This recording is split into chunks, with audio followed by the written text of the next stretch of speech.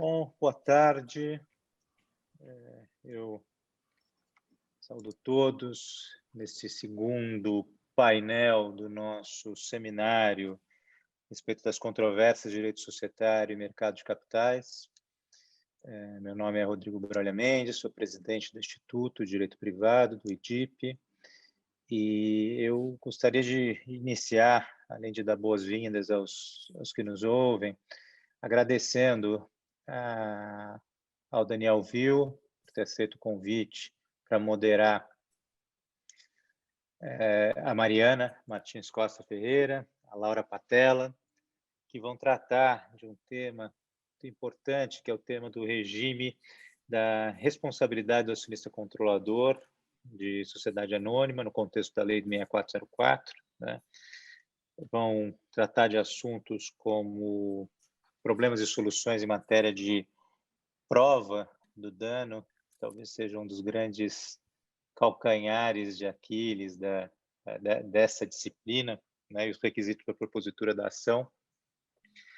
Eu, antes de passar a palavra para o Daniel, eu gostaria só de lembrar que esse seminário continua no próximo dia 5, também pela manhã e pela tarde, no dia 12 somente pela manhã, então vamos estar tratando de temas muito relevantes. Eu falo em nome do Instituto que nós somos muito gratos a todos os participantes por terem aceito o convite e permitir que nós façamos esse evento, que eu acho que é único. Eu não conheço um modelo tão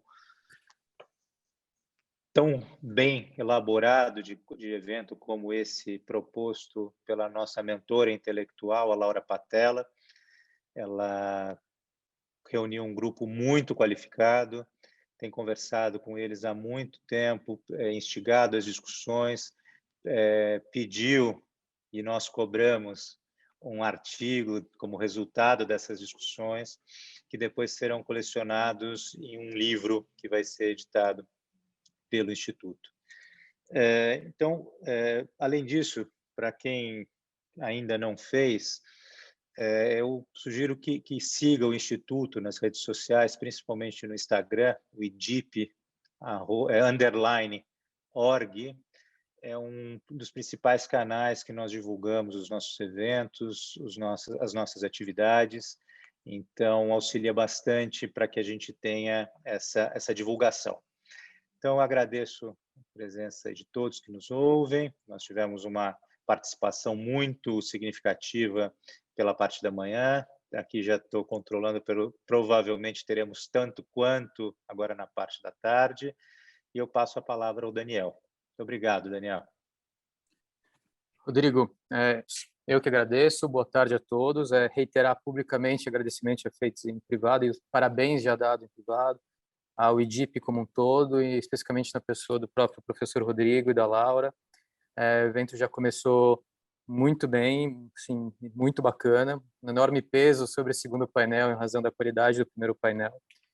Hoje a gente vai conversar sobre um dos temas assim, mais estruturais e fundamentais do direito societário brasileiro. Acho que é uma grande cicatriz e uma frustração de todo mundo que estuda esse tema, porque tem uma dissonância entre um direito material muito bom, de uma qualidade fantástica, especialmente à luz do contexto em que a nossa lei acionária de 76 foi promulgada, uma lei vanguardista, que enquanto a maioria dos países, das jurisdições mais avançadas, tentava uma analogia um pouco difícil entre a figura do administrador e a do sócio preponderante para chegar a uma responsabilização, então com conceitos de administrador de fato.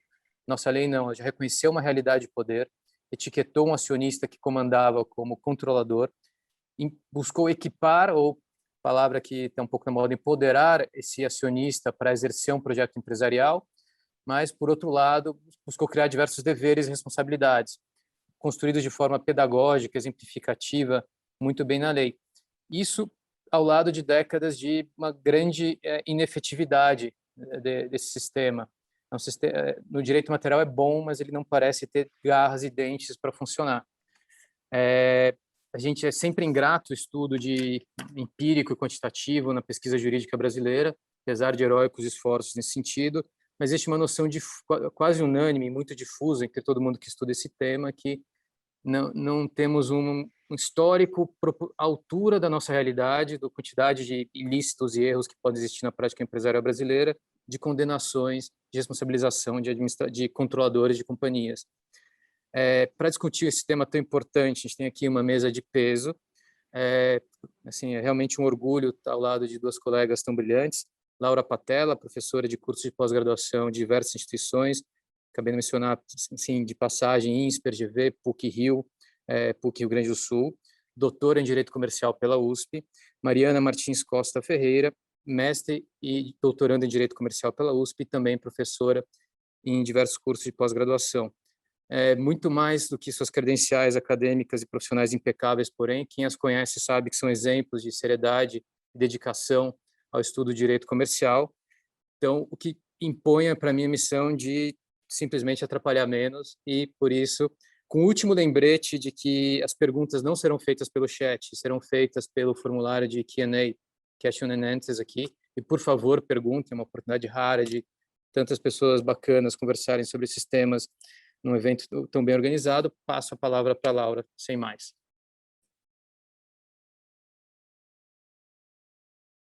Uma honra. Igual, está me ouvindo? Agora sim.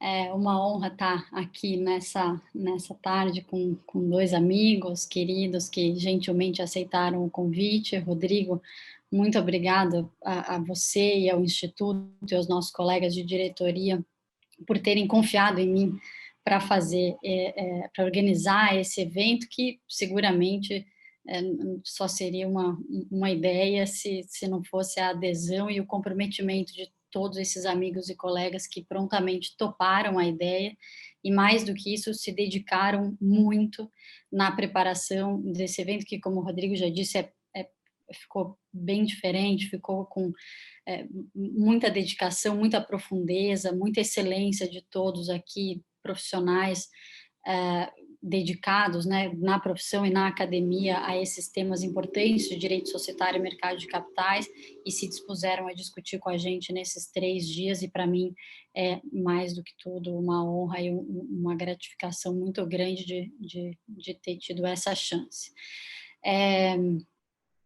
Agradeço as palavras do Daniel também, e sem mais demoras, eu vou começar aqui. A ideia é fazer uma introdução breve, e depois a gente vai debater sobre pontos mais controvertidos que a gente identificou em conversas antes de hoje sobre esse assunto, que, como o Daniel disse, é um assunto da máxima importância.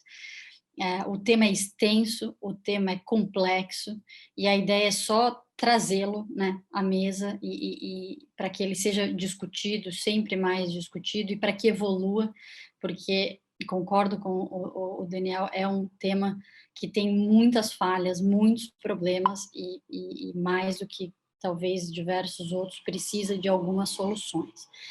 A minha parte aqui nessa introdução breve é falar um pouco sobre o sujeito dessa responsabilidade. Esse sujeito é o controlador. A própria lei refere, o controlador e a sociedade controladora. A gente sabe que no Brasil, historicamente, o controlador tende a ser uma pessoa só, né? Um único controlador, que ou é a União nas empresas estatais, ou é o fundador de uma família importante, de determinado setor, enfim, alguém que sozinho tem a maioria das ações, tem a maioria dos votos e controla essa empresa de maneira relativamente tranquila.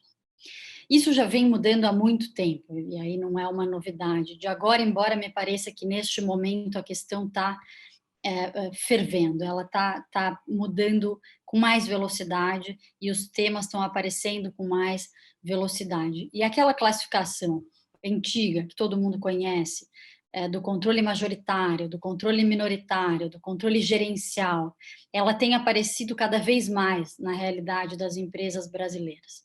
Se até algum tempo atrás, e acho que já não é tão pouco, era mais teoria do que realidade, acho que agora, mais do que nunca, é uma realidade. E além dessa divisão, que a gente já conhece bem, a gente tem diversas outras. A gente tem o controlador individual, como eu falei, uma pessoa só que comanda a empresa. A gente tem o controle conjunto, um grupo de pessoas com um acordo de acionistas que rege, que dita os rumos daquela empresa numa pequena coletividade formada no controle. A gente tem o controlador pessoa física, a gente tem o controlador pessoa jurídica. A gente tem o controle direto e a gente tem o controle indireto nas estruturas societárias piramidais, sem falar de controle interno e externo, e esse eu vou deixar um pouquinho de lado, porque foge um pouco do nosso tema. Essa diversidade tem se manifestado. Mais recentemente, a gente vê, e as notícias estão aí a todo dia, as chamadas companhias sem controlador, elas são mais frequentes. A gente viu no final do ano passado, em dezembro, o caso da Vale, né, uma empresa de expressão e representatividade que dispensam qualquer comentário, cujo acordo de acionistas, né, que regulava a relação de controle, deixou de vigorar, encerrou o seu prazo e se torna uma companhia sem controlador, e os problemas já começam a aparecer, discussões recentes, difíceis, complexas, que surgem por conta de uma empresa, de uma companhia dessa dimensão, uma companhia aberta dessa dimensão, não ter um acionista controlador a partir de então. Tem o caso da Stone, da Lynx também, uma operação de incorporação envolvendo uma competição, também envolvendo uma empresa sem controle, uma série de desafios que inclusive vão ser tema do último painel deste evento no dia 12. Fato é que todas essas manifestações, em todas essas manifestações de controle, a gente tem que identificar, e aí eu vou falar especificamente do tema de hoje, onde está o ato, quem praticou o ato, que ato é esse, que é considerado ilícito, que tem um nexo de causalidade com um determinado dano que possa ser reparado. Pela literalidade da lei, no 117, a gente vai ver o controlador. No 246 da Lei 6404, a gente vai ver a sociedade controladora. Mas por trás disso tem toda essa diversidade que eu rapidamente mencionei, e tem uma dificuldade de encontrar essa pessoa física, essa pessoa jurídica, esse grupo de pessoas. Isso pode ser um fundo de investimentos, e a dificuldade é ainda maior por não ter personalidade jurídica.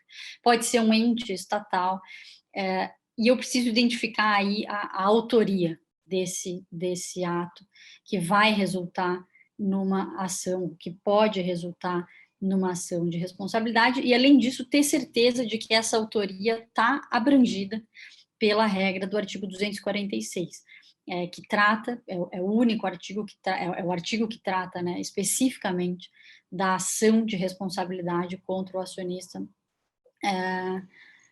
controlador. Então, a dificuldade começa aí, e acho que aqui a gente vai tratar hoje só de dificuldades, assim, porque são uma série delas, e essa é só a primeira. É a autoria, é quem é o autor desse ato ilícito e como ele se manifesta, e essas variantes do poder de controle tornam essa tarefa muito difícil, se não impossível, em determinados casos. Algumas situações em que se consegue visualizar, talvez com até alguma facilidade, que há abuso, e que o poder de controle está sendo abusado, e disso há prejuízos e há resultados danosos, e não se consegue identificar nem essa autoria e depois nem o nexo, e principalmente o dano, que é um tema que a gente vai tratar aqui também. Tentando puxar o fio da meada para chegar nessa autoria, a gente sabe que o controle ele se manifesta basicamente por duas frentes. Então, ele se manifesta pelo exercício do voto. Então, tem uma assembleia, o controlador que tem o capital, as ações com voto em quantidade suficiente para prevalecer, exerce o voto, e nesse exercício de tomada de decisão no órgão adequado, pode se manifestar um abuso. Ou, o que é mais difícil de identificar, quando o controlador, não por meio do voto e não por meio da Assembleia, mas por meio da sua atuação e do exercício do seu poder, acaba dirigindo as atividades, algo mais do dia a dia, menos visível, menos tangível, menos documentado, que vai ser um problema eventualmente muito grande, e onde também se se identifica ou tem que se identificar algum abuso. E isso vai depender do próprio controlador, da disposição dele para comandar. Evidentemente que ele não tem funções determinadas, ele não tem competências determinadas, ele tem um poder e ele usa esse poder conforme lhe convém, claro que dentro dos limites da lei, né, e a partir do momento que ele sai dos limites, a gente entra nesse cenário que a gente está falando, e aí a gente tem essa dificuldade de captar dessa realidade onde está o abuso, qual é o ato abusivo, qual é o ato ilícito, e disso derivar uma responsabilização. Então, essas mudanças na propriedade do capital, e hoje já se pode dizer que são uma realidade das companhias brasileiras, das abertas e das fechadas, não necessariamente das companhias abertas, seja por mudanças de geração nas famílias, por venda de participações, por ingresso de investidores, enfim, uma série de razões pelas quais a propriedade das ações vai se dispersando, vai se difundindo, e nisso a gente tem essa dificuldade de identificar a autoria e de identificar o controle para fins de responsabilidade. Uma palavra breve aqui para não me estender sobre essa divisão entre o abuso de voto e o abuso de controle, e ainda tentando fazer a moldura aqui dos temas que a gente vai tratar em seguida. O voto é um direito que determinados acionistas têm e que é exercido fundamentalmente nas reuniões de acionistas, nas assembleias gerais. A lei determina, pelo artigo 115, que o voto precisa ser exercido no interesse da companhia. Essa já é uma opção da nossa lei de determinar o vetor obrigatório de exercício do voto por qualquer acionista de uma sociedade anônima, que seja sempre no interesse da companhia, e considera abusivo o voto quando ele é exercido com uma finalidade de causar dano à empresa ou a outros acionistas, ou para que aquele que exerce o voto obtenha uma vantagem a qual ele não faz jus, e disso resulte um prejuízo. Então, são vários elementos. É a finalidade de causar dano ou de obter uma vantagem indevida e resultar, ou poder resultar, né? Pode ser ainda um prejuízo em potencial para a companhia e para os outros acionistas, é o que determina o artigo 115. Necessariamente, esse é um ato comissivo, é um ato positivo, é o exercício do voto. E nesse exercício do voto, eu posso identificar um abuso. O elemento fundamental é que seja um ato intencional, tenha essa finalidade e que gere ou possa gerar um resultado. E esse resultado, o próprio 115 determina, esse prejuízo, ele deve ser reparado. Então, o acionista responde por esse dano que ele causa se exerce o voto, se abusa do exercício do voto nesses termos. E se o voto exercido com abuso é o voto do controlador, portanto, daquele que predomina nas deliberações, que toma as decisões efetivamente e que, ao exercer o voto, abusa do direito de voto. Se a gente olhar o artigo 117, logo em seguida, da definição de controle do 116, no seu parágrafo 1º, onde tem uma lista não exaustiva de hipóteses de abuso de poder e de controle, em várias delas a gente vê que a raiz, a origem do abuso é o exercício do voto.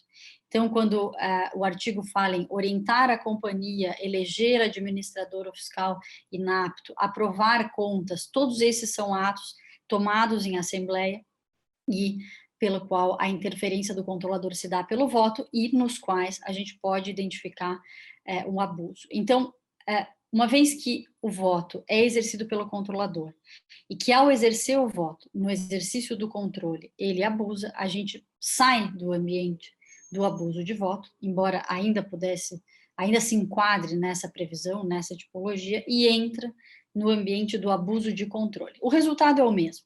Se a gente tiver um dano, esse dano vai poder ser o titular, o controlador aqui vai poder ser responsabilizado e chamado a indenizar a companhia por esse dano, eventualmente até o acionista nos casos de dano direto, que a gente não vai tratar aqui hoje. Mas quando a gente sai do abuso de voto e entra no abuso de controle, a coisa fica um pouco mais complexa. Primeiro porque eu falei antes que o voto é sempre um ato positivo, um ato comissivo. Eu voto, eu exerço o voto. Ao passo que o controle não necessariamente. e a gente vai discutir um pouco mais adiante essa questão bastante controvertida e pouco tratada, que é a responsabilidade do controlador por omissão no exercício do controle. Então, aí a gente aumenta o leque de opções e, mais do que isso, a gente aumenta o grau de dificuldade. Se é difícil identificar a autoria e todos os outros pressupostos numa hipótese de um ato comissivo ou no exercício do voto, num ato omissivo, acho que aí a gente não tem dúvida de que a dificuldade é ainda maior. Além disso, o acionista, todos os acionistas, os não controladores, inclusive, têm esse dever que eu acabei de falar, de votar no interesse da companhia. O controlador não tem só o interesse, não tem só o dever de votar no interesse da companhia, mas ele também tem o dever de usar o poder para fazer a companhia cumprir o seu objeto, cumprir a sua função social. Ele tem deveres em relação aos demais acionistas, que os outros acionistas não têm. Ele tem deveres em relação à empresa, aos que trabalham nela, até a comunidade na qual essa companhia atua, e isso tudo está descrito no parágrafo único do artigo 116 da Lei de SA, e aumenta o campo dos deveres do acionista controlador, o que reflete diretamente no seu regime de responsabilidade. E, pela natureza do exercício desses deveres, a gente tem uma dificuldade maior. A gente tem a possibilidade de extração de benefícios privados, que a posição de controle permite ao controlador muito mais que aos não controladores, e a gente tem uma dificuldade ainda maior na prova, na demonstração dos pressupostos, o ato, o nexo e o dano, como a gente vai falar aqui. Então, o que a gente está falando aqui, aí, de novo, tentando fazer a moldura do tema, é basicamente como é que funciona, ou como é que não funciona, e como é que deveriam funcionar essas contrapartidas ao poder de controle. Então, o controlador está lá, ele está previsto, ele está descrito, ele usa o poder de controle, e se ele abusa do poder de controle, eu tenho que ter meios para resolver isso, para solucionar isso e para proteger a companhia.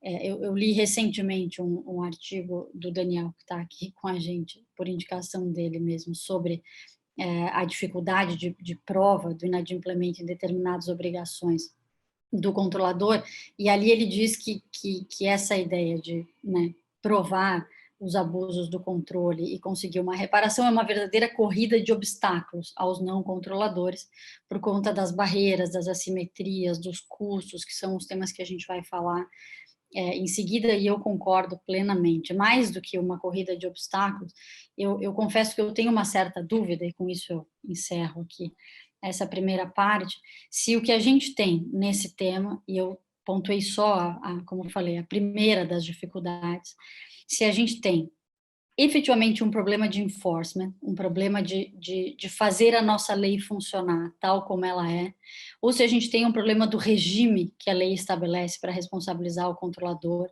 e aí a gente precisaria não só que a lei funcionasse, mas a gente precisaria mudar a lei, ou mudar o regime pontualmente ou estruturalmente, e isso são dúvidas que acho que movem a todos nós aqui no estudo do assunto, para que efetivamente isso funcione, para que efetivamente isso chegue num resultado, porque acho que os fatos, eles provocam essa sensação de que algo precisa ser corrigido em diversas situações, mas a gente não tem, ou tem um instrumental e ele não funciona, ou a gente definitivamente não tem o instrumental necessário, e eu particularmente acho que em temas de responsabilidade do controlador a gente não tem, mas vou deixar isso para daqui a pouco. Agradeço e volto para o Daniel.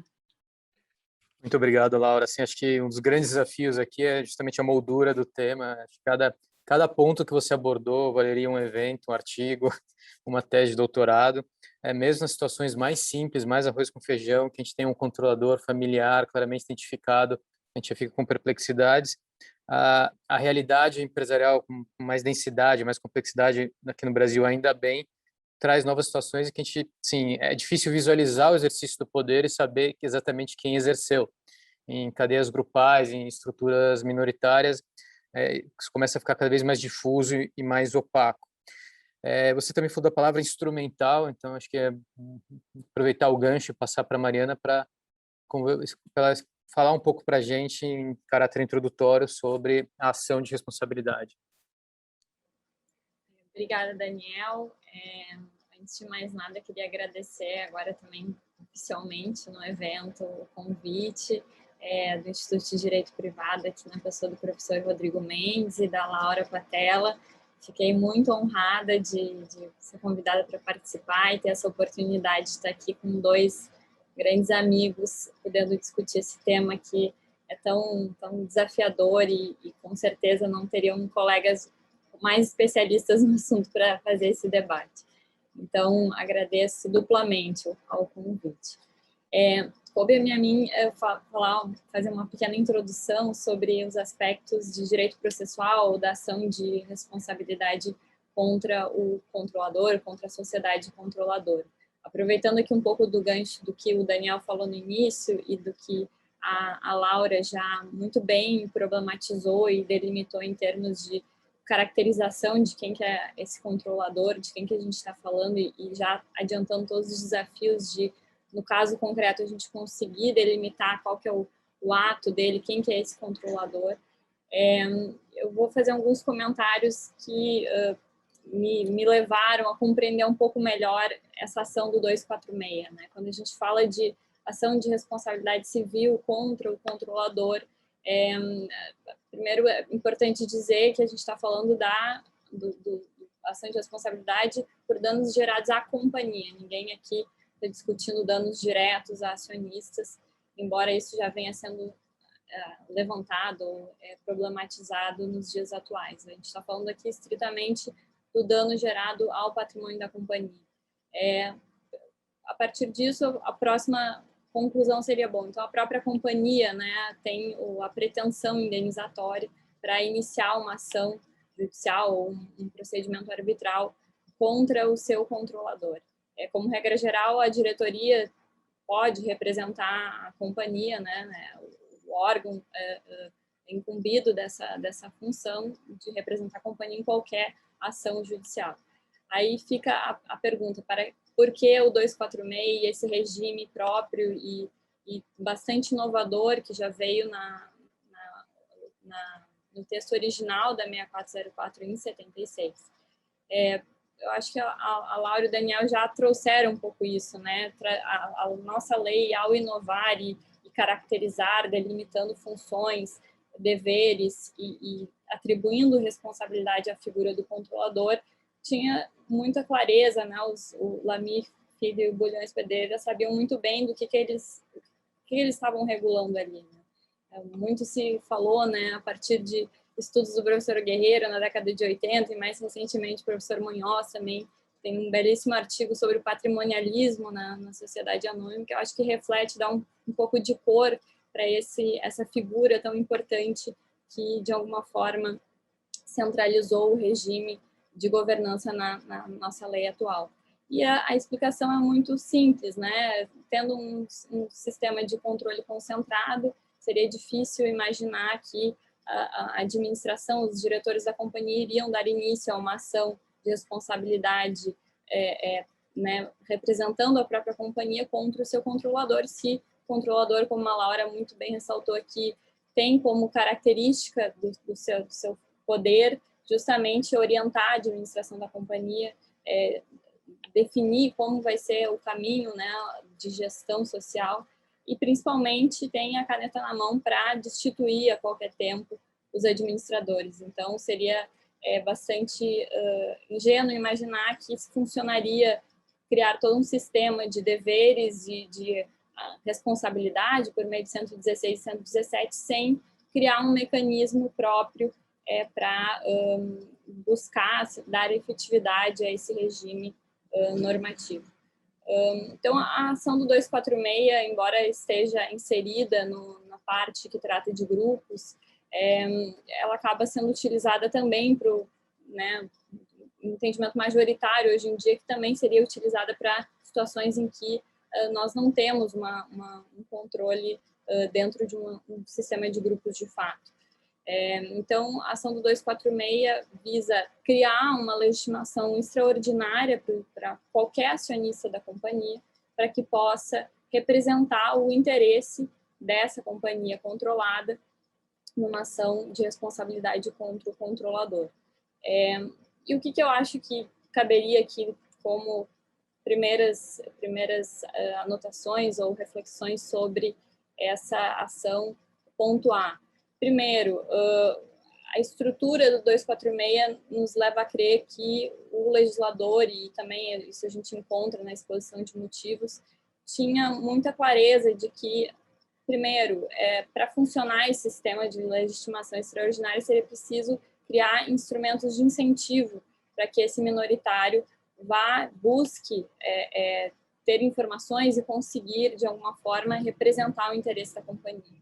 Então, de uma forma bastante inovadora, e até onde eu saiba, em nenhum outro lugar do mundo se previu exatamente esse sistema como nós temos no 246, se criou o incentivo do prêmio de 5% em relação à condenação e dos honorários advocatícios fixados em 20% do advogado do minoritário, para incentivar que os próprios minoritários busquem a tutela de um interesse coletivo, né, na medida em que é um interesse da companhia e vai beneficiar toda a coletividade de demais interessados, principalmente os demais acionistas, no ressarcimento da companhia.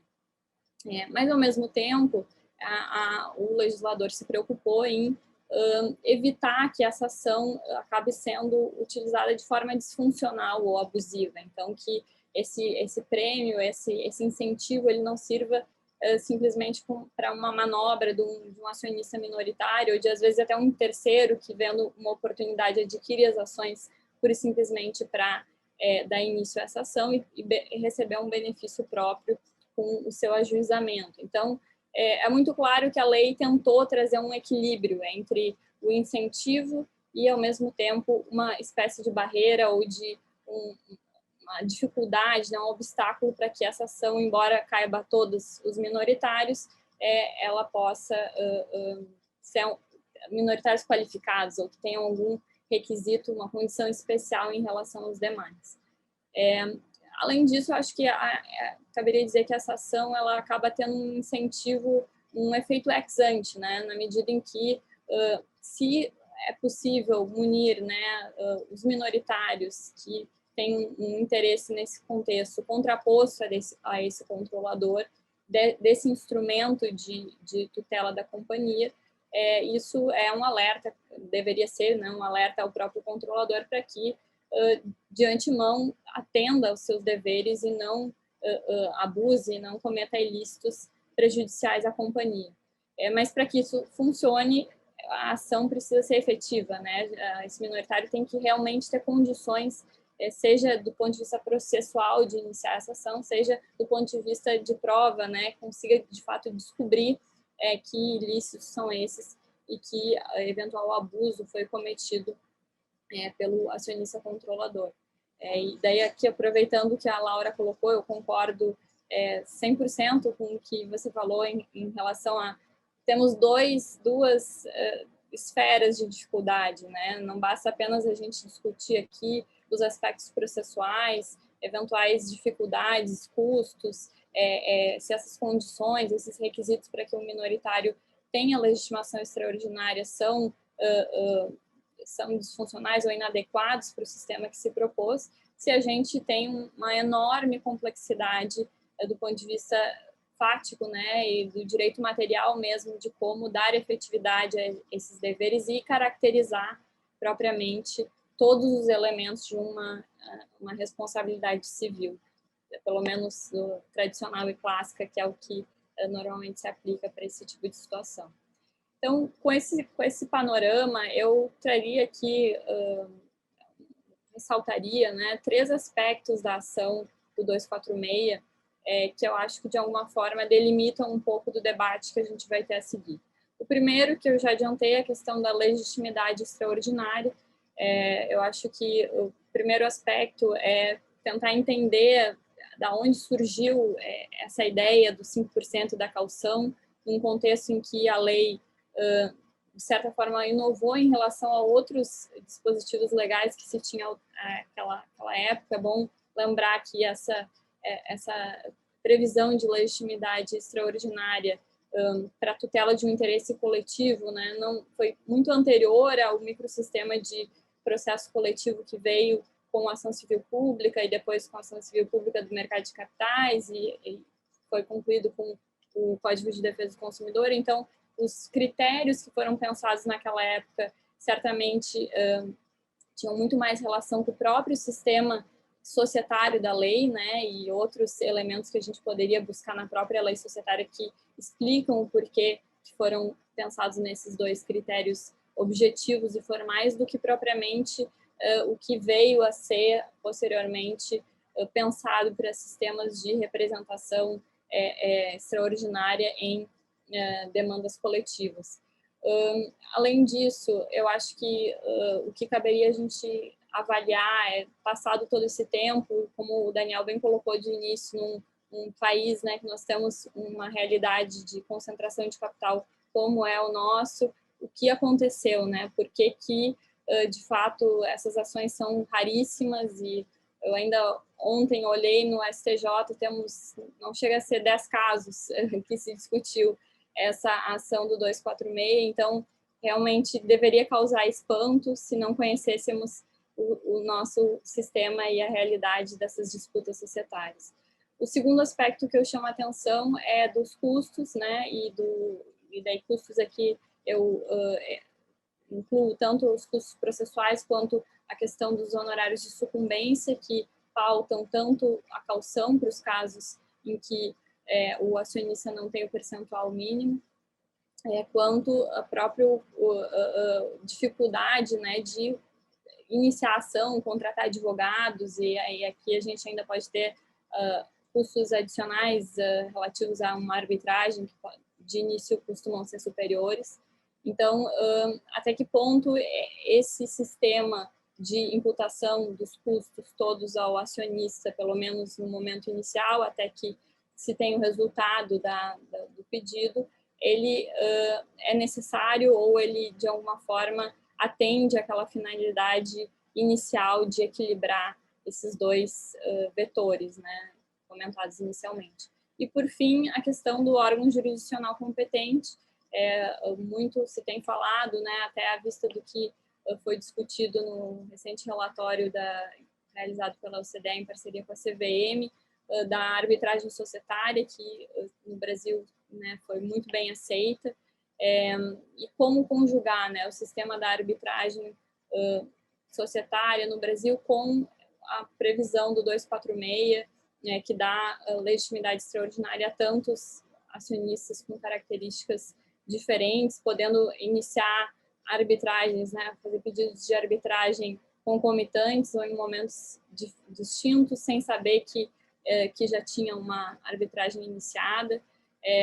Além do que a questão dos custos, que eu já comentei de início, embora a gente saiba, né, que a arbitragem ela é muito benéfica por trazer maior especialidade, tem muitas vantagens, muitas vezes em relação ao processo judicial, inclusive em questão de tempo, né, de início, normalmente os custos costumam ser muito superiores àquelas do judiciário, que pode também trazer um desafio para esse minoritário.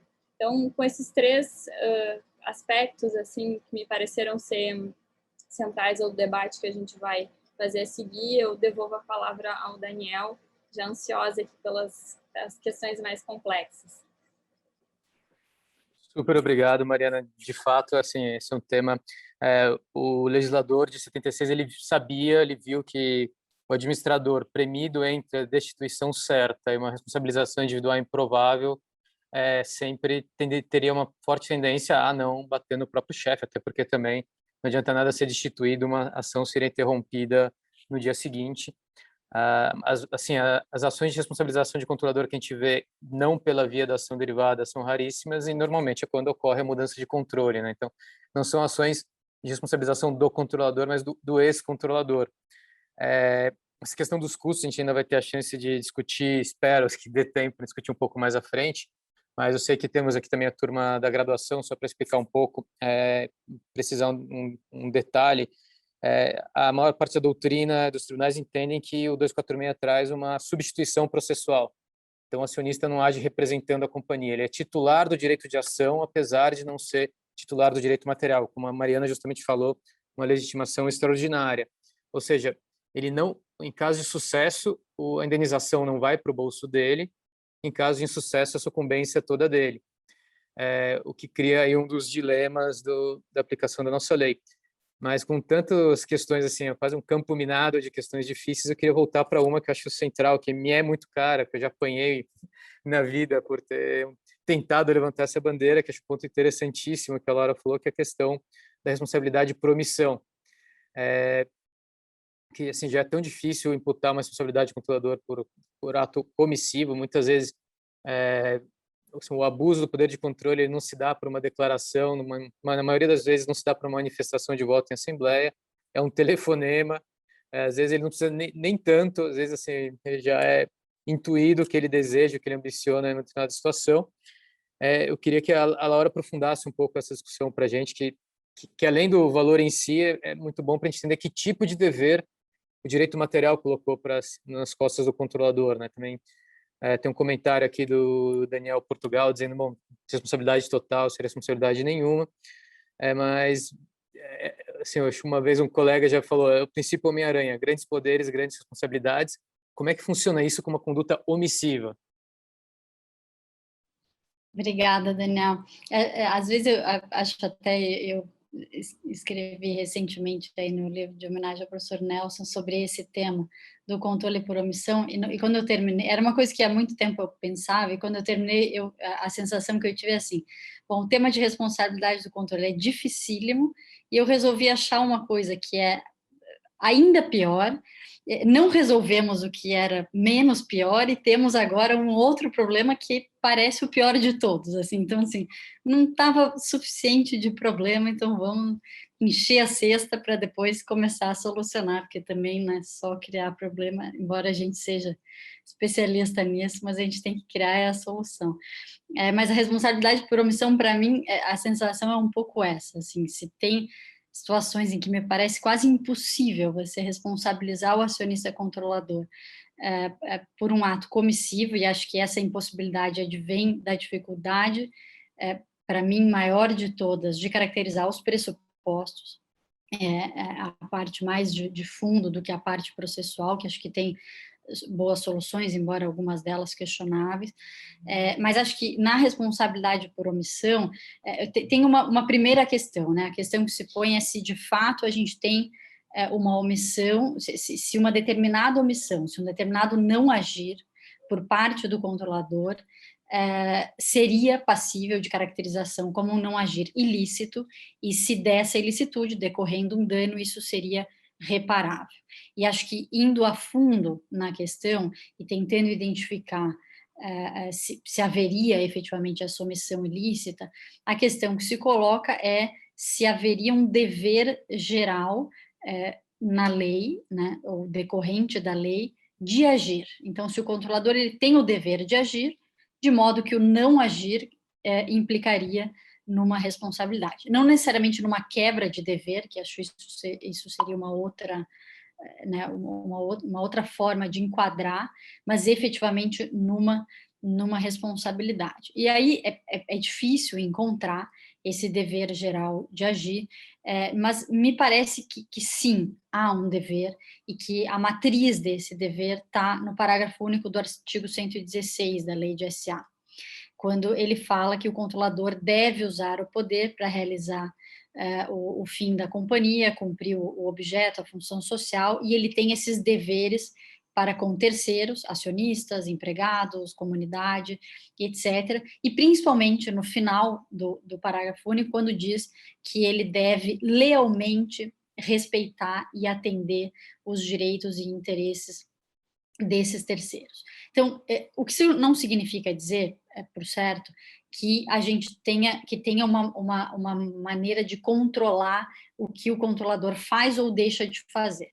Então, assim, exercer o controle ou não exercer o controle é uma prerrogativa dele, e ele tem liberdade e autonomia para isso, afinal, é um poder, não é uma função, não é uma competência, é muito diferente dos administradores, né, que têm funções, que têm deveres, que eles precisam cumprir, revelar determinada informação, para praticar determinado ato. O controlador não tem nenhum dever, nenhuma função, nenhuma atribuição pela lei, mas ele tem um poder. E a decisão de usar ou não usar está, em princípio, dentro da esfera de autonomia dele. Mas então, em que situações esse não agir, né, do controlador no exercício do controle pode ser um não agir ilícito? Primeiro, essa omissão ela é por natureza voluntária. Esse elemento de voluntariedade vem inclusive do Código Civil, quando fala da omissão ilícita, que você tenha uma omissão voluntária. Então, é necessário que fosse possível escolher agir ou não agir e que o controlador tenha escolhido não agir. Além do que, ela tem que ser pontual, porque se ele deixa de agir continuamente, ele perde o controle por definição, porque o controle é o exercício do poder permanente e contínuo. Então, ele tem que exercer para tê-lo. Se ele deixa de exercer, ele perde esse poder. Então, ele desenquadra, ele deixa de ser controlador. Então, ele tem que exercer o controle continuamente para ser, para bem ser controlador, e pontualmente ele deixa de praticar um determinado ato. E quando ele deixa de praticar um determinado ato, ele poderia ser responsabilizado por omissão. Então, a exigência está nesse contexto. Ele vem exercendo e ele deixa de exercer numa determinada situação. Mas quando é que eu consigo, como é que eu consigo enxergar essa omissão? Então, bom, a gente tem uma determinada operação, uma determinada oportunidade, um determinado contrato que precisa ser revisto, claro, assumindo que é algo que possa ser atribuível a ele, não à administração, ou por decisão na Assembleia, ou pela interferência que ele tem. Como é que eu caracterizo isso? É muito complicado, e o que eu identifiquei quando fui atrás para esse artigo, vem um pouco desse conceito que é bem perigoso e que deve ser olhado com cautela e com calma, que é esse conceito da lealdade do controlador, que está no parágrafo único do artigo 116, está lá, um dever de lealmente respeitar e atender, e que a doutrina de fora do país, e eu identifiquei algumas manifestações nesse sentido, tenta traduzir. Então, por exemplo, a doutrina portuguesa ela fala que do que seria essa lealdade esperada do controlador, a gente teria uma certa previsibilidade na conduta do controlador e uma certa exigência de correção do controlador no seu agir. E a partir do momento que ele quebra essa previsibilidade, ou que ele não age da maneira correta dentro do que seria esperado, isso poderia ser caracterizado como uma omissão ilícita. E aqui está longe de ser fácil. A doutrina alemã ela vai um pouco nessa linha e fala um pouco de o controlador que, ao não agir, quebra a confiança que foi depositada nele por conta do poder que ele tem. Enquanto titular desse poder, enquanto administrador de bens alheios, que ele é, porque toma decisões sobre um patrimônio que não é pessoal dele, que é um patrimônio alheio da pessoa jurídica e indiretamente dos outros acionistas, e que, portanto, precisa agir de acordo com essa expectativa e com essa confiança, e na medida em que há uma omissão e a omissão quebra essa expectativa e essa confiança, isso poderia ser caracterizado como uma omissão ilícita. Obviamente, é um tema para casuística, né? Eu preciso olhar um determinado caso, identificar que houve uma não ação onde poderia razoavelmente se esperar uma ação, e esse razoavelmente não pode ser muito elástico, porque, como eu falei, isso pode ficar perigoso, e que eu consiga enquadrar essa omissão como uma falha do controlador no exercício do poder que lhe é conferido e que quebra essa lealdade que a lei atribui a ele em relação a todos esses outros agentes, né, stakeholders de um modo geral, a própria companhia, enquanto pessoa jurídica. Dito isso, e para encerrar, uma vez que eu consiga identificar essa omissão ilícita, pontual, voluntária, né, e ilícita, ainda assim eu tenho que, volto, né, para as questões iniciais, identificar quem foi o autor dessa ação. E como eu falei, um controlador único, individual, um CPF fácil de identificar é uma coisa. Outra coisa é um grupo de controle, outra coisa é uma estrutura piramidal, outra coisa é um controle indireto, e eu tenho que ir desfazendo esse emaranhado para chegar em quem é a fonte dessa omissão ilícita e que tenha gerado o dano. Eu tenho que demonstrar o nexo, a ligação entre a omissão, o deixar de fazer e o prejuízo causado, e o que é mais difícil, se não impossível, provar o dano, conseguir criar essa relação entre algo que não foi feito e um prejuízo que foi causado e que, portanto, deveria ser reparado pelo controlador numa ação de responsabilidade. É, de fato, um desafio enorme, o que me aumenta a minha crença de que esse sistema, baseado na responsabilidade civil e da maneira como está construído, é um sistema que não funciona. E acho que na omissão a gente tem um adicional aí de dificuldade para essa caracterização. Acho que é isso, Daniel. Não sei se você ou Mariana ainda tem algo a complementar. Acho que você conseguiu tratar muito bem do que eu vejo como um grande obstáculo, que é a linha B do caput do 116, que tem essa duplicidade ou não, depende da interpretação de definições de controle, controlador e sociedade controladora, 116 e 243, parágrafo 2º, no 116 essa referência ao exercício efetivo. E acho que é uma crítica que eu já ouvi, essa questão da responsabilidade por omissão, e que acho que é válida, que, olha, se o próprio legislador diz que para ser controlador deve ser exercido o poder, ele sanciona o não exercício do poder. E quem seríamos nós para dizer em que momento deve começar ou deixar de ser exercido esse poder? Então, assim, acho que é uma crítica válida, é complexo.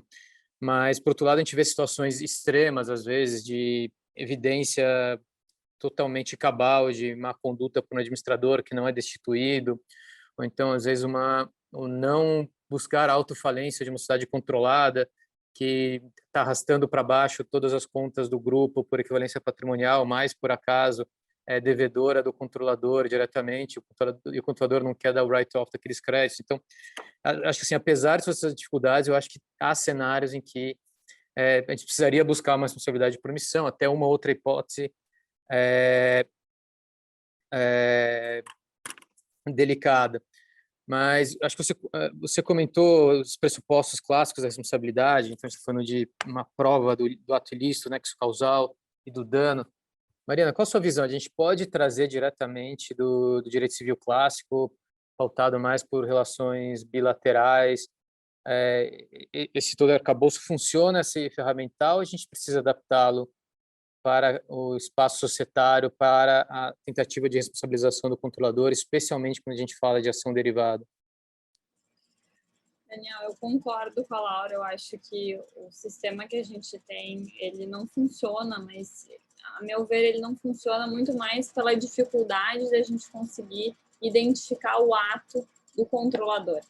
Eu não iria tão longe de dizer que o sistema, eu não vou dizer nem do direito civil, mas o regime básico de responsabilidade civil baseado em ilícito, nexo causal e dano, não deveria ser aplicado, porque, sinceramente, eu acho difícil a gente falar de indenização de danos se a gente não tiver caracterizado esses 3 elementos. Então, eu acho que até, claro que veio do direito civil em alguma medida, eu acho que é muito mais uma teoria geral de direito privado do que propriamente um selo do direito civil. E eu, particularmente, eu acho muito difícil a gente falar em ressarcimento de danos, indenização de danos, se a gente não tiver esses elementos. A gente vê que a responsabilidade civil no Brasil, nos últimos anos, ela anda muito mais flexibilizada, então, o nexo causal, em alguns tipos de responsabilidade especial, passou a ser mais flexibilizado, até o próprio ato ilícito. Eu, particularmente, acho um pouco perigoso falar desse tipo de flexibilização no âmbito societário. Eu acho que o que nos falta é conseguir definir mais claramente quando que o controlador está atuando e quando ele não está atuando.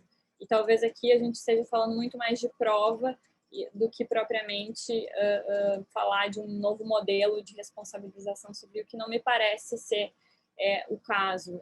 Sempre quando a gente fala de responsabilidade civil, a gente tem que pensar que a gente está falando de alocação de riscos, né? Quem é que vai ser, a quem vai ser imputado um prejuízo patrimonial?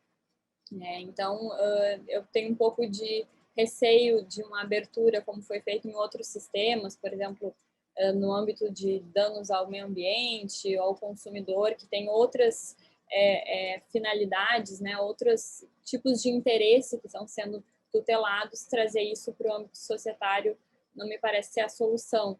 Eu acho que aqui a gente, imagino que a gente vai conseguir explorar um pouco mais adiante.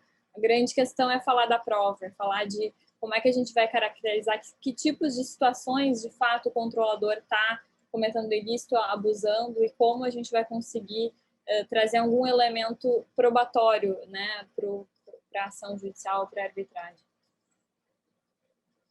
Obrigado, Mariana. E só para a gente passar justamente o próximo ponto, informação e prova, que acho que é um dos núcleos aí da discussão, e entrando no, como a Laura falou, a gente não conseguiu, na nossa história societária, resolver nem os casos mais simples, a gente está aqui discutindo salto mortal triplo carpado, mas para ficar nesse ponto, responsabilidade por omissão do bloco de controle que enfrenta o impasse. Então, o último ponto para a gente passar de prova.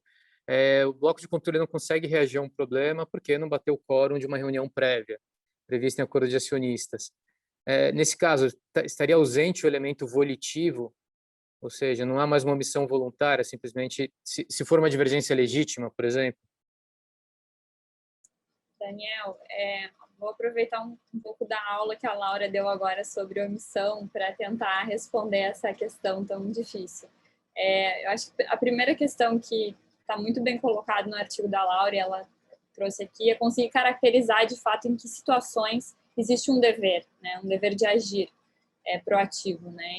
Então, acho que esse é o primeiro elemento. Nem sempre, quando a gente estiver falando de impasse societário, a gente vai estar falando de algum descumprimento de um dever. Daí, em segundo lugar, eu diria que o impasse, por si só, ele não é nenhuma situação ilícita ou abusiva, né? O impasse, na verdade, é a regra, né? A divergência no âmbito da sociedade anônima é o que mais acontece. Então, falar que simplesmente teve uma falta de convergência de votos no âmbito da reunião prévia, por si só não resolve a questão do abuso ou do ilícito. E daí eu acho que a gente entra no ponto de conseguir distinguir duas situações, né? A primeira é quando tem claramente um dever de agir, e eu acho que a Laura colocou muito bem as dificuldades da gente conseguir caracterizar essa situação de antemão, né? De ter o dever do controlador, seja por meio do voto numa matéria na Assembleia, seja por meio de uma orientação à administração dele, agir positivamente. Daqui na Assembleia eu já ressalvo que eu estou falando de uma situação em que tem que ser aprovada uma determinada matéria. Então, eu acho que isso já é bastante desafiador.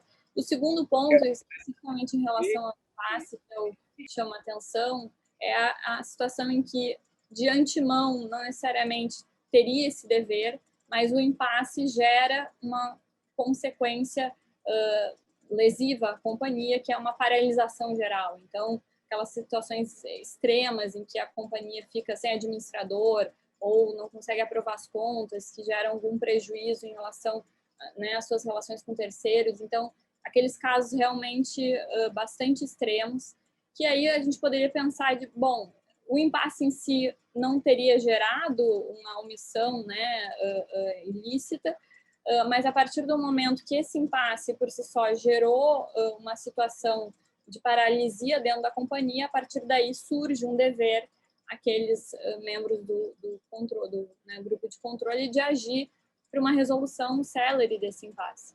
Então, falar simplesmente que teve um impasse, teve uma divergência em relação a uma decisão negocial, não acho que é a questão. Acho que a gente teria que analisar essas situações mais extremas para chegar, de fato, a caracterizar uma potencial atuação ilícita, né?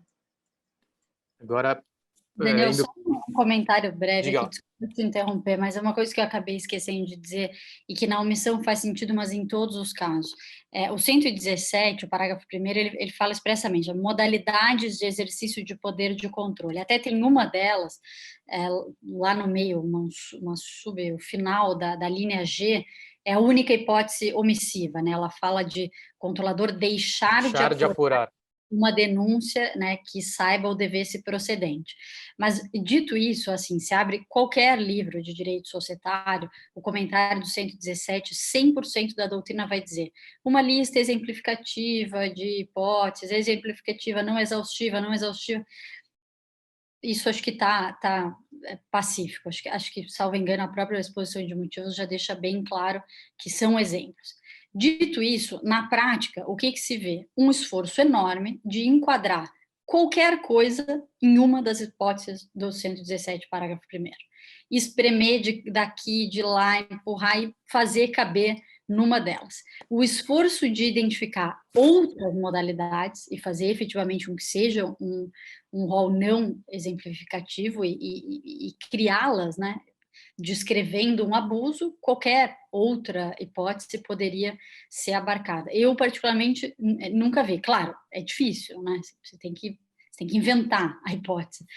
Mas talvez seja um caminho para tentar facilitar, porque às vezes essa ideia de encaixar nessas hipóteses, ela fica distorcida e ela pode perder em qualidade na tipificação, né, e aí na omissão ou não, no ato comissivo também, de pegar um determinado ato, né, claramente abusivo, onde se identifique o abuso, e descrevê-lo de outra maneira, e não necessariamente esse esforço sempre, né, pelo menos eu sempre vejo, de tentar, e aí às vezes aquele cardápio, né, não, este caso se enquadra na linha A, C, F, na verdade não se enquadra em nenhum, está tentando, né, montar alguma coisa e aquilo perde na qualificação jurídica do ato e torna ainda mais difícil o que já é difícil desde a largada. Então, só um comentário. Acho gancho excelente, Laura, até para a gente começar a falar de prova, acho que o 117 é um ponto de partida muito, muito bom. Assim, empresa é risco, capitalismo é risco, então, mesmo quando a gente está fora do campo clássico de incidência da Business Judgment Rule, a gente nunca deveria avaliar a conduta de controlador, administrador ou de sócio pelos resultados, né? O resultado financeiro final do exercício da sociedade. Eu sempre brinco, o administrador que gasta todo o dinheiro da companhia para comprar bilhetes da loteria, ele é um mau administrador mesmo que ele ganhe. Mesmo que o resultado seja extremamente positivo, a não ser que o objeto social daquela companhia fosse especular em loterias e que isso fosse admissível. Mas, então, assim, a gente não pode olhar pelo resultado financeiro final.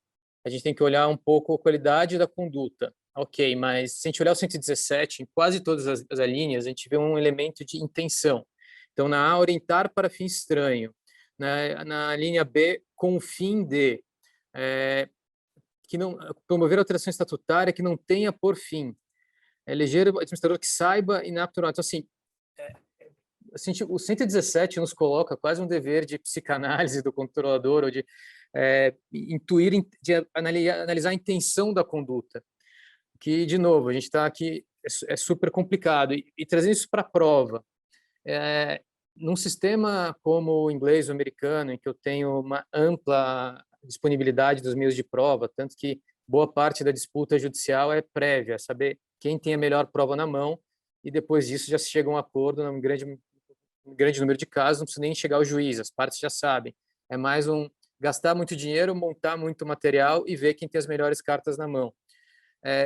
Em um sistema em que eu tenho acesso ao e-mail do CEO, assim, eu acho razoável conseguir descobrir a intenção dele com uma operação, o que também leva a CEOs muito mais cuidadosos com o que eles colocam por escrito do que na nossa realidade.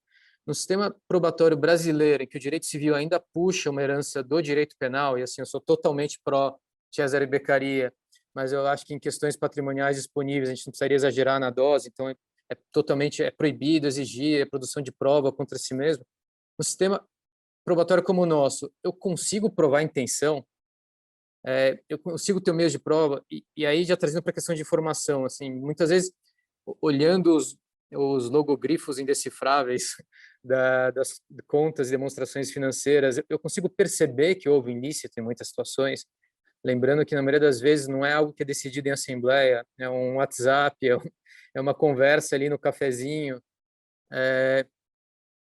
Como a gente fica com essa questão de acesso aos meios de prova, detecção do ilícito, primeira questão, e depois acesso aos meios de prova e valoração da prova, enfim, o próprio ônus da prova. Primeiro, eu queria ouvir a Laura, depois passar para a Mariana com a mesma pergunta, um tempo que repetir, acho que é um tema que vale para as ponderações das duas.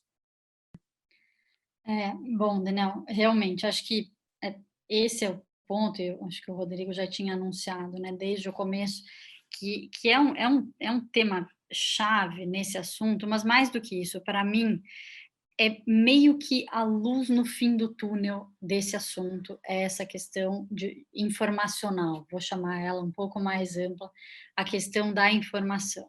Também é um tema delicado, e a gente está sempre aqui naquela balança, né? A gente tem que conseguir estimular, a gente tem que fazer com que funcione, e a gente tem que evitar o abuso, né, das ações abusivas e das ações não meritórias, ou como quer que a gente queira chamá-las. Então, já é um desafio, mas acho que a gente aqui ainda está muito no começo dessa história, acho que a gente não tem ações abusivas em quantidade que possam nos preocupar, a gente ainda está engatinhando no assunto, e eu voltaria a atenção mais para a questão de fazer funcionar, que acho que é o nosso desafio número 1 aqui nesse momento. Claro que tanto mais a gente já puder conciliar, a gente já começa um sistema, começa não, né, ele já existe há pelo menos 40 anos, mas a gente está tentando ainda encaminhar para que efetivamente funcione. E é como você falou, Daniel, acho que assim, como saber do ilícito, como chegar no ilícito. Eu sou um não controlador,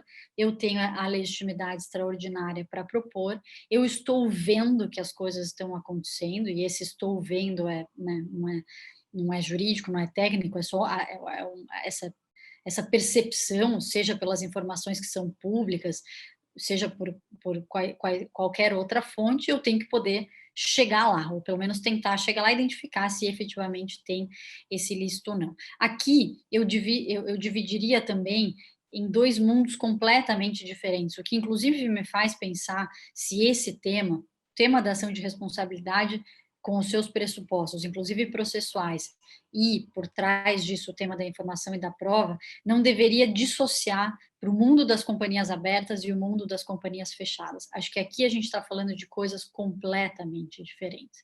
Conseguir informar, a companhia aberta já tem uma carga de informação pública muito maior, já tem uma governança muito mais sofisticada, já tem muito mais preocupação, e isso tudo vem a favor desse tema que a gente está tratando. A companhia fechada, mais do que todas, uma caixa preta, ainda que possa ter padrões de governança e ter um pouco mais de sofisticação, certamente é muito mais difícil. Sem entrar no tema das barreiras de entrada, que eu acho que para a companhia aberta faz mais sentido do que para a fechada, mas vou deixar isso para daqui a pouco. Acho que a gente tem alguns caminhos aqui para essa questão informacional. Acho que a gente tem caminhos processuais e acho que a gente tem caminhos de governança.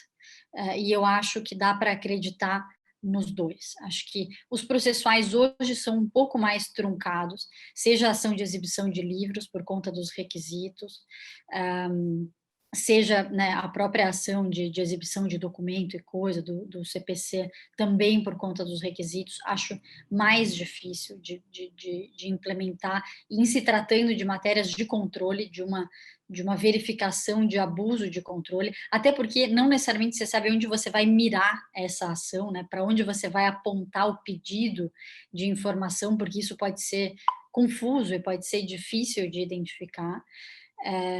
Acho que o limite está no que a gente não admite aqui, acho que assim, essa ideia de uma pescaria probatória, de um fishing expedition, a gente não, pelo menos não se admite no sistema que a gente tem hoje, talvez a gente tenha que criar alguma coisa nesse sentido, mas acho que esses meios processuais, eles existem, eles podem funcionar, eu tenho um pouco menos de fé neles. Nos meios de governança, acho que um pouco mais.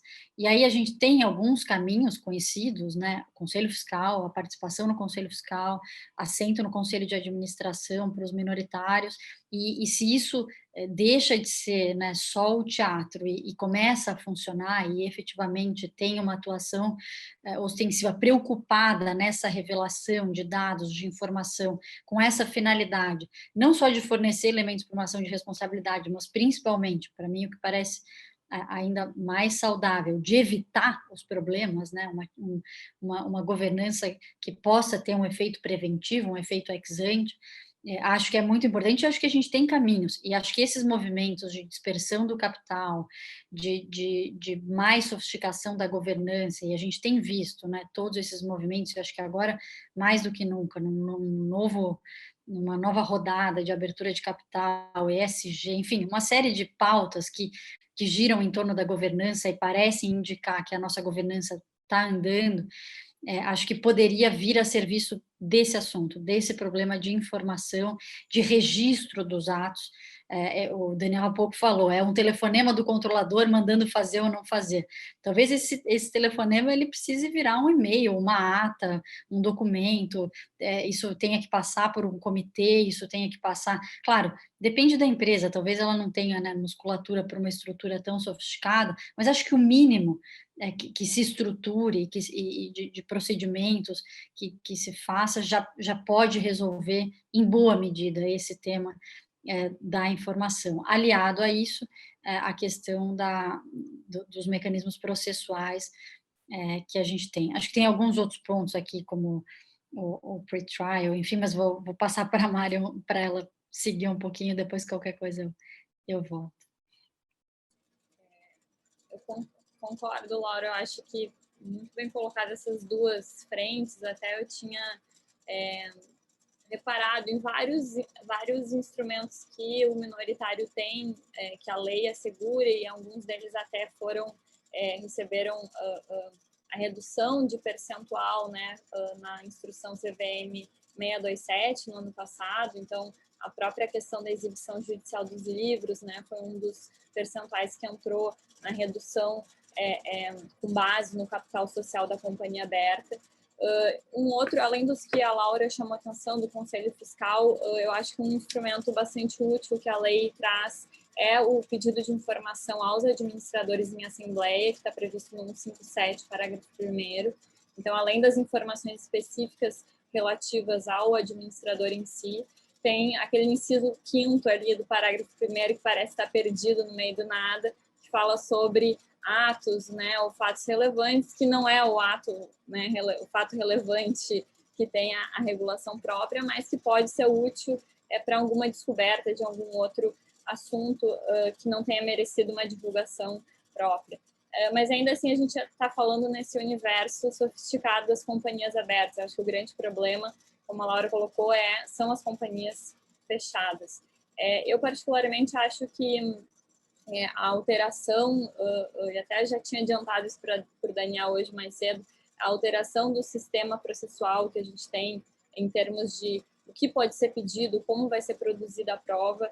Eu tenho um pouco de receio, eu acho que um Fishing Expedition poderia ser bastante prejudicial no mercado, a gente pensar nas situações em que um acionista pode comprar uma ação e no dia seguinte está entrando com uma ação para daqui a pouco obter informações sigilosas, né, informações que normalmente não são divulgadas, tendo algum interesse por, né, ser controlador de um concorrente, ou enfim, ter outros interesses econômicos envolvidos.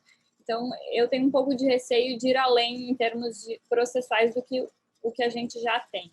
Eu acho que o que caberia em termos de reflexão sobre os instrumentos processuais, e daí tanto a regulação da exibição de documentos no 396 do CPC, quanto a ação de antecipação de prova, que criou, né, ou talvez tenha deixado um pouco mais claro do que se tinha no CPC de 73 em relação a existir um direito autônomo à prova, né, talvez seja um pouco a noção de flexibilização ou de facilitação.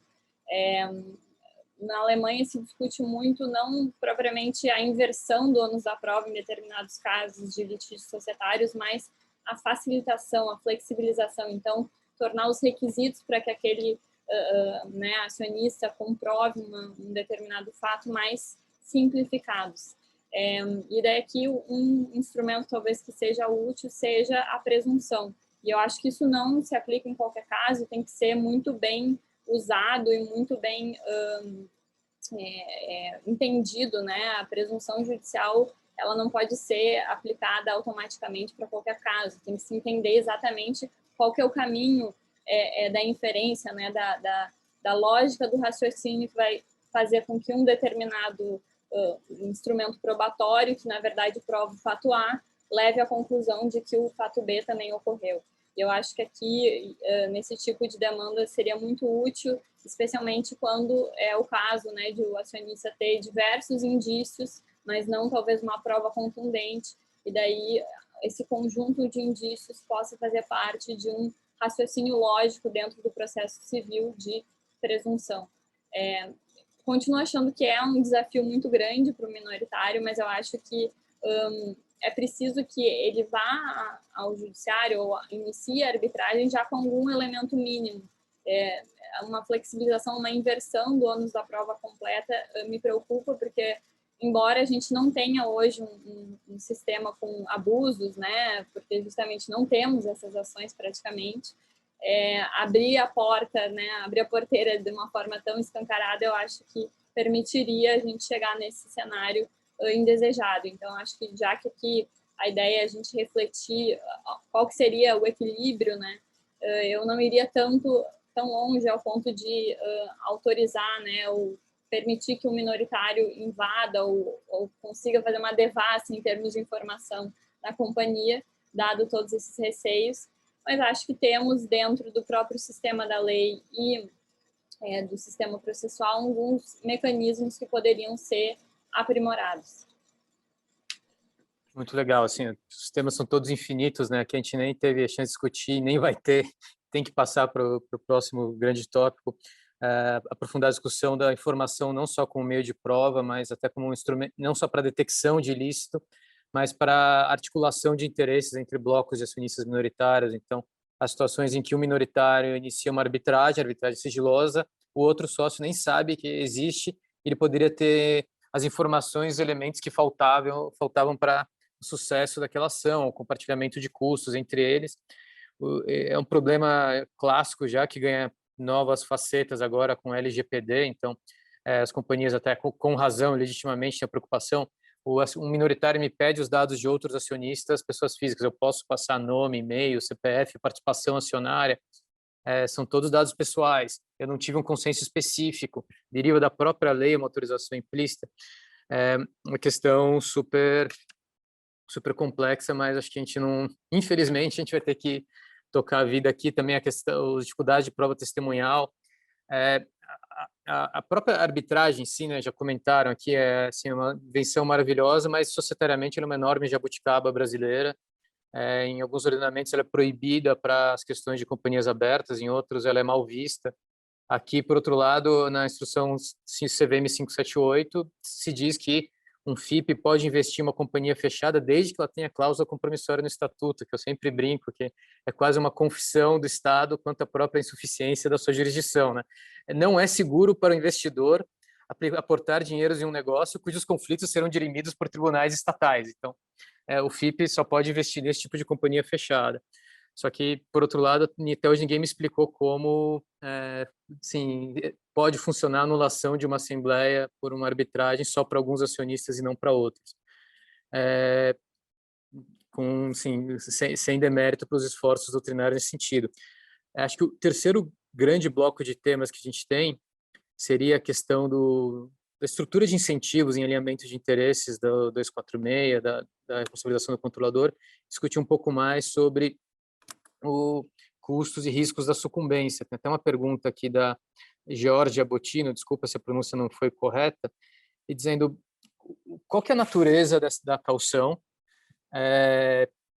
lembrando já que deve ter amigos nossos ouvindo aqui que vão ter falado, é inconstitucional, não tem que saber a natureza.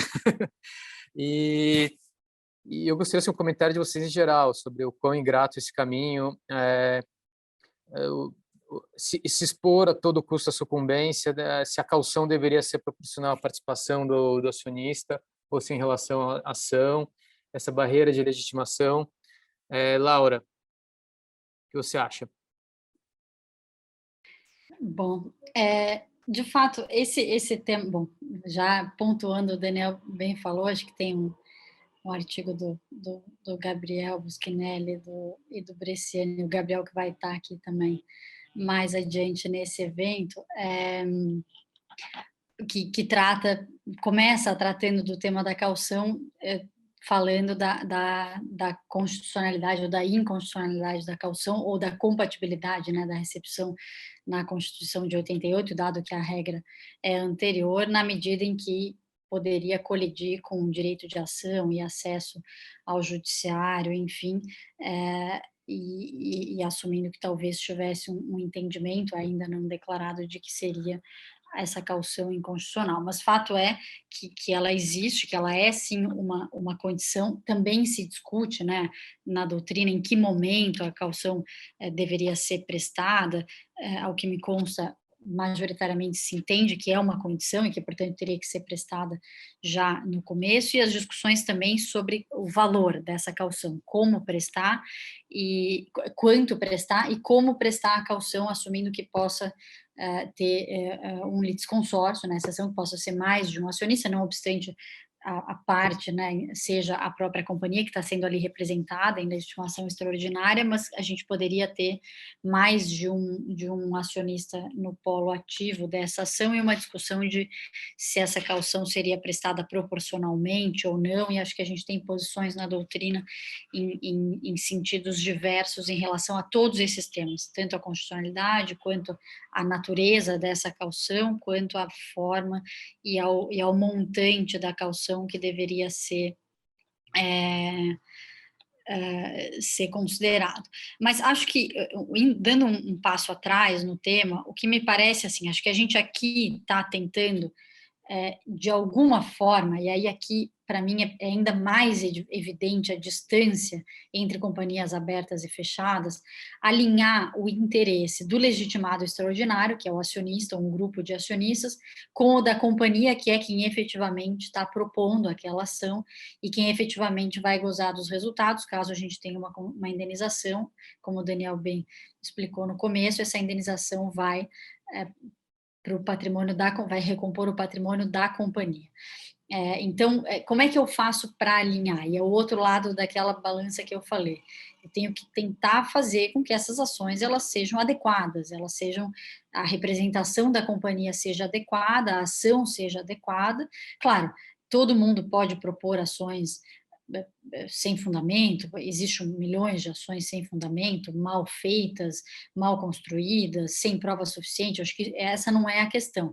A questão é que aqui temos uma situação de legitimação extraordinária, e porque temos uma questão de legitimação extraordinária, teve um esforço do legislador de tentar um mínimo alinhamento que seja determinando esses dois critérios, né? Ou 5% do capital, que a CVM já reduz para companhias abertas, com base num critério que também se poderia questionar, que é o critério do capital social, ou, ainda que não tenha os 5% de participação, com a prestação da caução.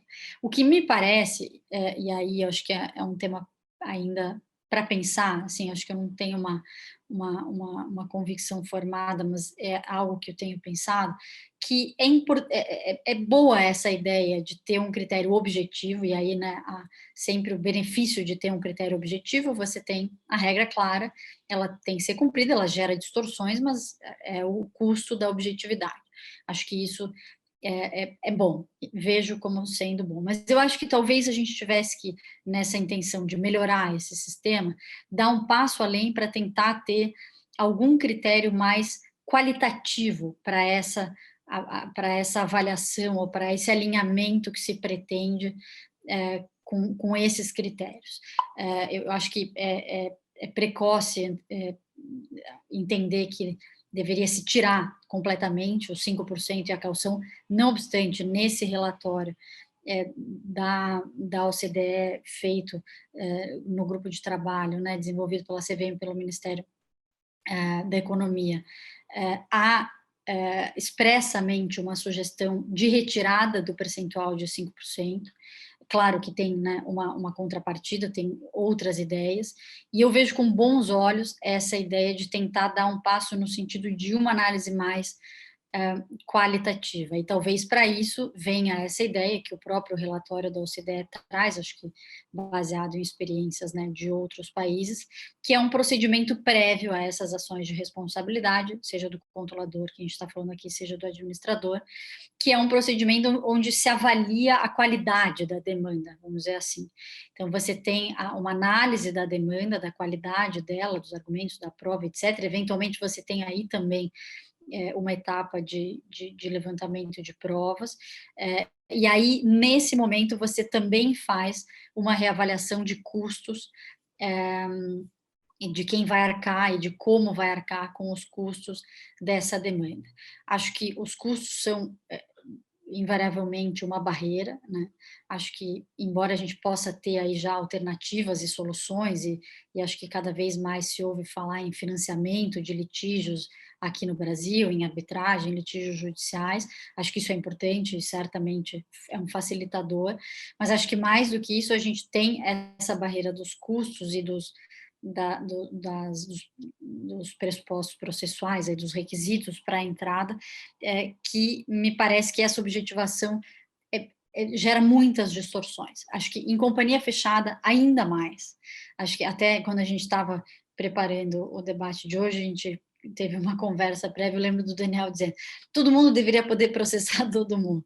E eu confesso que eu concordo com isso para companhias fechadas. Acho que para companhias abertas eu tenho as minhas reservas, acho que faz sim, ainda mais sentido você ter uma preocupação maior com esses alinhamentos, dadas as características, mas acho que na companhia fechada faz sentido que talvez essas barreiras não existissem, que talvez tivesse uma solução para essa questão dos custos, para efetivamente fomentar, porque acho que é um ambiente onde efetivamente isso deveria ter uma liberdade maior. Nas companhias abertas, acho que o que a gente tem hoje são esses balizadores, né, os 5% e a caução, acho que eles são importantes, acho que eles têm uma função importante, mas eu não sei se não é o caso de, muito estimulado talvez por essa provocação aí vinda desse estudo da CVM, de tentar pensar em algo um pouco mais qualificado e que possa ser melhor adaptado a cada caso e possa gerar melhores ações de responsabilidade do controlador, sempre com essa bandeira que a gente está sacudindo aqui desde que começamos a falar para que esse negócio funcione, que acho que é o desejo de todos. E Laura, só para confirmar, assim, esse análise prévia da demanda seria para tentar alinhar um pouco com uma praxe de alguns estados dos Estados Unidos e do Reino Unido de a demanda plausível proposta em boa fé não expõe o autor à sucumbência mesmo em caso de deferimento. Então, a lógica é o acionista naquele caso foi uma espécie de ministério público privado particular. Ele com o próprio suor e esforço ele lutou por um interesse coletivo. Se ele tinha um bom motivo para ter proposto aquela ação, se ela não foi abusiva, mesmo que ao final se conclua que não, foi um equívoco, uma impressão errada, havia uma explicação para aquela operação ou não se conseguiu identificar dano, ele não vai estar exposto à sucumbência. Passando para Mariana, você acha que assim, a gente tem muita insegurança agora com a régua para essas barreiras de ajuizamento, o prêmio, e acho que uma questão mais específica deveria haver, porque eu já vi, assim, houve casos em que a STJ ele abaixou a régua dos 5% da caução, mas já disse, então já vou abaixar o prêmio também. Que na minha visão, assim, já antecipando a minha visão, acho que é um pouco amarretar uma simetria numa relação um pouco assimétrica. Eu queria ouvir suas ponderações, Mari, sobre isso. Obrigada, Daniel. Eu concordo, eu acho que esse precedente do STJ, ele interpretou de uma forma talvez forçada o 246 e talvez tenha trazido um problema ainda maior, né? Um sistema que já tem suas dificuldades, no momento em que você, no final da demanda, né, estabelece que o prêmio vai ser um valor ínfimo em relação a todo o risco, né, que o acionista incorreu de iniciar e dar continuidade e defender o interesse da companhia ao longo de toda a ação judicial, é um desincentivo, ainda mais chegando no STJ e virando um caso um dos poucos casos que nós temos para analisar essa matéria, é um desincentivo a todos os outros acionistas de outras companhias que eventualmente podem vir a ter um interesse ou ter uma justificativa para uma ação como essa. Eu acho que esse comentário vai ao encontro do que você falou em relação à insegurança jurídica, né? Eu acho que o sistema, embora o legislador tenha tentado trazer critérios objetivos e talvez de fácil identificação, o que a gente viu no judiciário nesses poucos casos é que há uma enorme confusão de como aplicar esse critério objetivo. Então, eu acho que a gente tem dois problemas, né? Um problema, né, de origem, que eu concordo com a Laura, eu acho que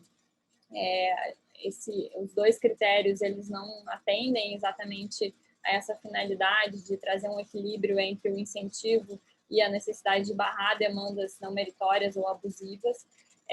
E a gente tem o segundo problema, que é a realidade, que é ainda pior, né? No momento em que você não tem certeza se a sua ação vai ser recebida, se daqui a pouco você vai chegar no STJ e vai descobrir que você não tem praticamente direito a prêmio nenhum, ou então de início, né, você vai ter o valor da caução sendo estabelecido, né, num montante exorbitante. Então, são problemas que a gente já viu em casos julgados, seja no STJ ou em tribunais de justiça estaduais. Eu também tenho a impressão, Laura, que talvez o caminho seja um requisito de legitimidade material, né, ou de representação adequada, que muito se fala. Acredito que esse critério formal, embora lá atrás, né, como eu falei de início, tenha sido uma inovação e tenha muito possivelmente tentado replicar o que já tinha como critério para outros direitos de minoria, não me parece ser algo que consiga atender essa finalidade de trazer um mínimo obstáculo a fim de evitar que seja utilizado de forma abusiva, sem incentivar ações meritórias. Então, eu vejo com bons olhos essa sugestão do relatório do OCDE de ter um procedimento prévio para definição de se os elementos trazidos por aquele minoritário são fortes suficientes, né, para dar um início a essa ação. Me preocupa um pouco a gente levar isso para o judiciário. Eu acho que talvez uma solução intermediária fosse essa decisão prévia sobre o cabimento ou não pudesse ser feita por um comitê, né, de membros independentes que venha a ser nomeado pela própria companhia. Mas eu acho que esse procedimento prévio seria muito útil, não só para a questão do controle de qualidade, né, para a gente ver quem que realmente poderia representar a companhia da melhor forma, se aquela ação ela é meritória, mas também para a gente estabelecer quem que vai ser o representante, né, quem que vai substituir ali, vai substituir no sentido, né, vai representar a companhia em nome próprio, mas substituindo do ponto de vista processual a companhia. Porque a gente tem, especialmente nas arbitragens, essa restrição de informação sobre a existência dessa demanda. Então, se tivesse esse mecanismo prévio, né, extrajudicial, fora da arbitragem, de definição desses elementos, acho que seria muito mais útil e a gente teria, talvez, elementos para conseguir atingir esse equilíbrio desejado. Até para evitar uma multiplicidade de ações sobrepostas, né, que não é bom para ninguém, não é bom para o sistema, talvez bom para os advogados de defesa da companhia, mas cria um risco de decisões incoerentes, aumenta o custo, prejudica a análise unificada do pacote de informações. A gente ainda teria muita coisa muito bacana para discutir, a questão, por exemplo, da transação, né, porque apesar do direito de ação ser atribuído para o acionista, o titular da relação de direito de material continua sendo a companhia, a titular, que, em tese, a gente não tem nenhum quórum qualificado para esse tipo de caso, como existem alguns ordenamentos, poderia transigir sobre a relação de direito material. O que acontece com a ação já em curso, o que acontece com o prêmio e por aí vai. De novo, é um tema infinito também, a questão dos custos, o litigation finance, o financiamento de ações, se isso cria uma empresarialidade das ações que talvez não seja compatível com a nossa tradição, ou se é um modo de superar um gargalo do nosso sistema. Adoraria ficar aqui muito mais horas, mas tenho o amargo dever de tentar, já estouramos até o horário de impor a agenda. De novo, agradecer a todos, fantástica conversa, obrigado pela oportunidade, uma pena que aqui o nosso tempo acabou, e devolvo agora para o Rodrigo.